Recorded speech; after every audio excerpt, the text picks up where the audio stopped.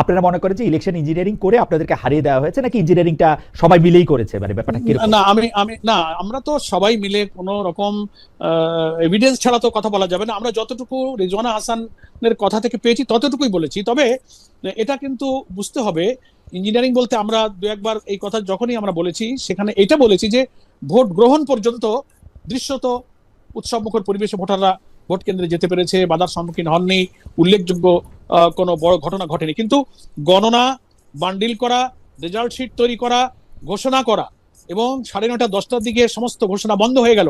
সারা দেশ থেকে ফলাফল, 11 দলীয় জোটের নানান আসন থেকে বিজয়ের একের পর এক খবর আসতে লাগলো এবং আমাদের কাছে নানানভাবে খবর আসছিল। হঠাৎ করে এই যে সম্প্রচারটা বন্ধ হয়ে গেল, এখানে একটা রহস্যের জন্ম দিয়েছে। তো আমরা কোর্টে যাওয়ার জন্য আবেদন করেছি, আমরা রিট করব, অনেকে রিট অলরেডি শুরু করেছেন। আমাদের কাছে রেজাল্ট শিট এসেছে, অনেক প্রিজাইডিং অফিসারের স্বাক্ষরিত রেজাল্ট শিটে কোনো এজেন্টের স্বাক্ষর নাই এমন রেজাল্ট শিটও পাওয়া যাচ্ছে।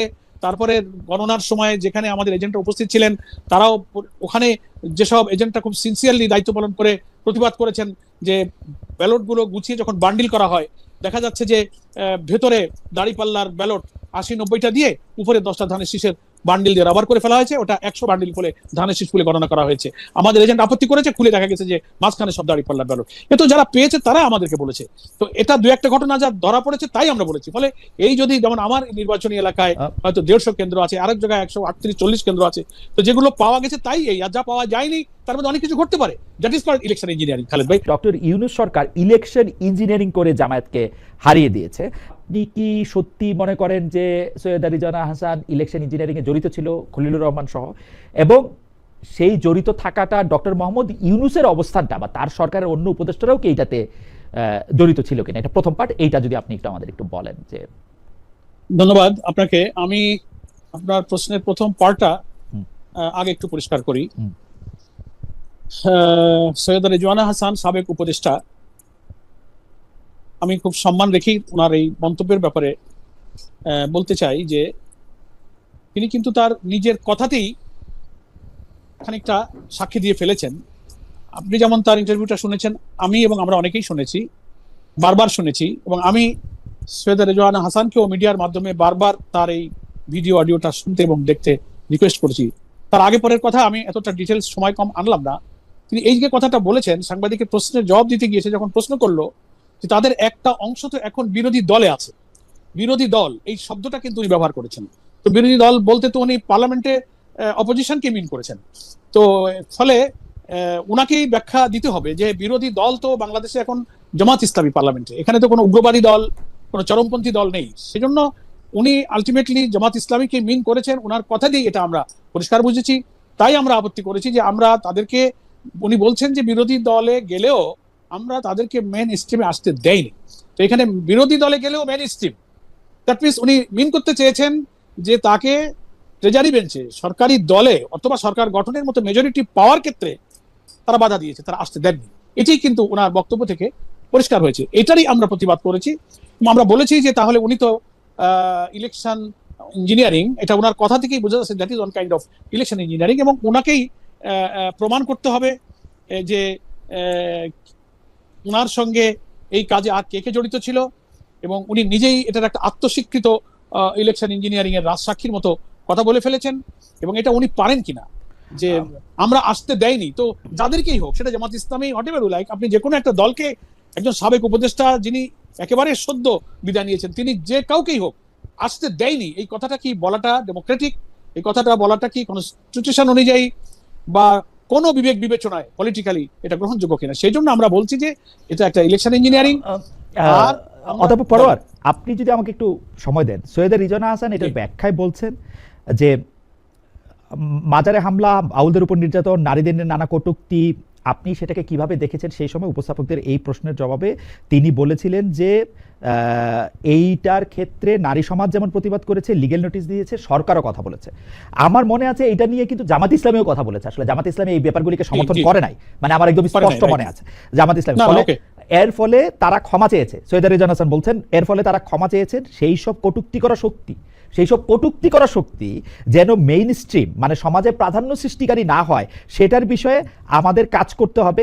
মানে এইটা উনি বলছেন সেসব কটূক্তি করা শক্তিকে মেইন স্ট্রিম দেওয়া হয় নাই। এর মাঝখানে একটা প্রশ্ন ছিল, উপস্থাপক যে প্রশ্নটা করছেন যে এই নির্বাচনের কথা বলছে, যে বিরোধী দলের কথা বলছে, তখন উনি বলছে যে আমি কোনো দলের নাম উচ্চারণ করিনি, আর বিরোধী দল তো অবশ্যই মেইন স্ট্রিম, সুতরাং যেটা বলার চেষ্টা করা হচ্ছে তা অবান্তর, ভুল ব্যাখ্যা দিয়ে। আমি আমি আমি একটু অধ্যাপক আরেকটু বলি যে এই ইলেকশন ইঞ্জিনিয়ারিং এর ব্যাপারটা সৈয়দা রিজওয়ানা হাসানের এই বক্তব্য, যেটাকে আপনি রাজসাক্ষীর কথা বলছেন, আমরা কিন্তু খেয়াল করতেছিলাম যে সৈয়দা রিজওয়ানা হাসান সহ আরো বেশ কিছু উপদেষ্টা যাতে লেভেল প্লেইং ফিল্ড হয়, অর্থাৎ বিএনপি যাতে একচেটিয়া প্রাধান্য না পায় তার জন্য অনেকখানি চেষ্টা করেছেন। সেটা কি তার উপরে উল্টাটা চাপানো হইতেছে কিনা, সেটা হচ্ছে আমার প্রশ্ন। না, আপনি ওই প্রথম প্রশ্নটা একটু পরিষ্কার করে সামনে গেলে মনে হয় ভালো হয়।